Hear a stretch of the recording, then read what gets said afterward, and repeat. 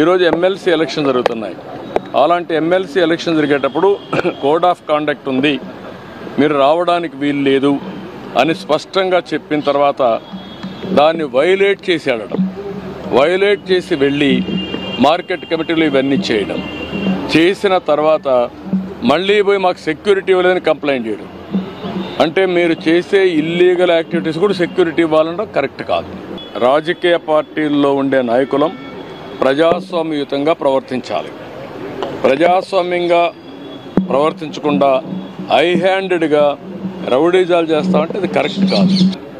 మీరు వెళ్ళినప్పుడు అది ఇల్లీగల్ అవుతుంది. మీరు ఇల్లీగల్ యాక్టివిటీకి పోలీస్ ప్రొటెక్షన్ ఇవ్వడం ఎక్కడన్నా మనం చూసామా? మీరు అడగడం ఏంటి?